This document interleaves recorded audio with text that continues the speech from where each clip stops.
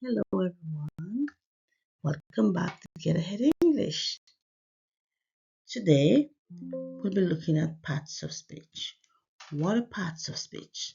So parts of speech are the categories that we put words into according to how they function. There are 9 parts of speech: nouns, verbs, adjectives, adverbs, pronouns, prepositions, conjunctions, determiners, and interjection. Okay, so first we look at nouns. Noun, a noun is a name of a person, people. For example, Jennifer, Joan, Cynthia, John. Names of animals, cats, dogs.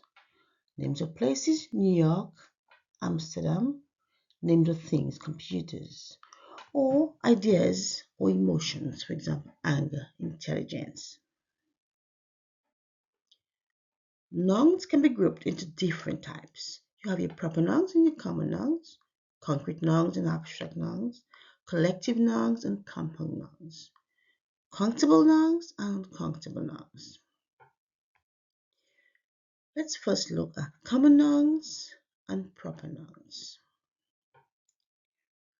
Common nouns are the names of general things. Common nouns are not capitalized unless they are at the beginning of a sentence. Example of common nouns: cup, hat, ball, pencil, tree.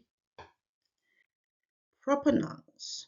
Proper nouns usually begin with a capital letter in written English because it usually names something unique or specific, like Monday, February, Paris, Mrs. Sylvester, Eiffel Tower. Now let's look at concrete nouns and abstract nouns. Concrete nouns are physical things that you can see, touch, taste, hear, or smell. They can usually be experienced through the 5 senses. Right? Example: apples, table, sunshine, candle, piano, flowers. Abstract nouns, on the other hand, are things that don't have a physical form, but are still things. For example, concepts, ideas, or emotions. Example: you can possess knowledge, possess intelligence, you can experience friendships, but they are not they're not physical. Okay, they don't have a physical form.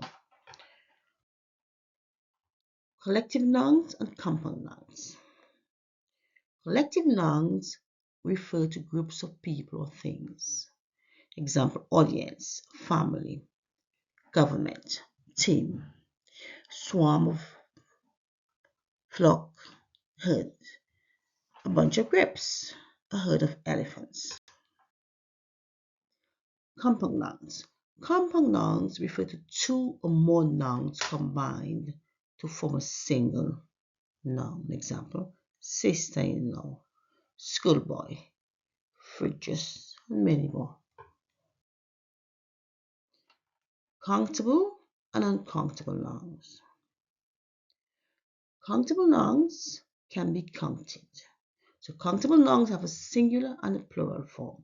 For example, an elephant, 4 chairs, an egg, 3 boys. Uncountable nouns can't be counted. For example, money, rice, water, information. And students always say to me, Miss, of course you can count money. Yes, you can count money to say £100. However, the word money cannot be counted as in 1 money, 2 money, 3 money. Right? So sometimes it can be confusing to students. Right. So now find and underline the different types of nouns in these sentences. You have 5 sentences.